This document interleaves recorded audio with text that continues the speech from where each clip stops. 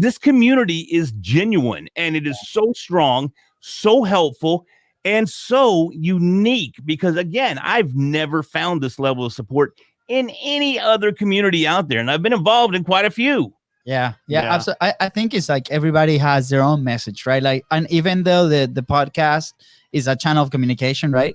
Like, there's so much stuff out there, right? And people, and that's what we notice, right? People share their tips. They share how to do this thing. They share like their scripts. They're like everything. All the tools are there available, right? And the only thing from mastering execution is actually doing it, right? Like consistently over time. Yeah, I think it's like you said earlier on, right? You said personal growth pretty much goes along with the journey, right? It is something that has to happen. And it's funny that you mentioned that, because in literally our second episode that we had a guest, Steve Larson, he said, when I started publishing, it was like someone opened a can of worms, right? Like all my problems, everything just started happening. I started learning and growing, and we experienced the same exact thing, right? It's like, wow, I started talking about these topics that I didn't even know like I could share, right? It was like challenging sometimes, but now I'm putting it out there, and I'm reasoning about it, and I'm coming with my own personal opinions about it, and I'm standing my ground on these opinions that I'm talking about.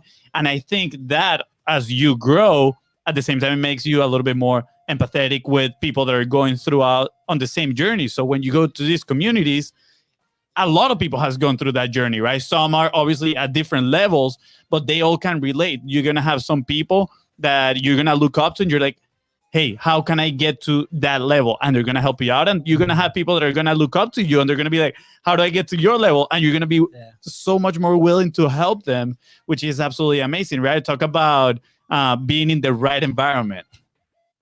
Yeah, it's a very nurturing environment, and everybody that I have come in contact with operates from such a position of gratitude. They're so thankful for the opportunity to do what they do. Believe you me, I'm super thankful that come January 4th, I'm going to be able to podcast full time. What? What is that? That is crazy. So having that is something that you have to be grateful for.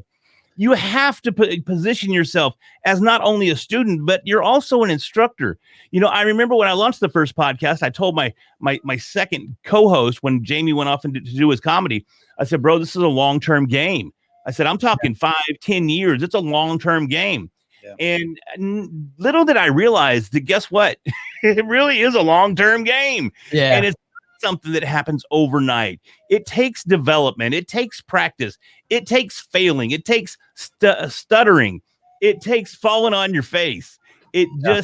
But in the end, what comes around, the product that you end up becoming, tremendous. Tremendous. But you can't shortcut it in this game. And it's the same with any business, really. You can't shortcut anything. It's you do it, you invest the time, you give it your all, and eventually it will grow and it will blossom into what you want it to be. But there is no instant gratification in podcasting or any other business.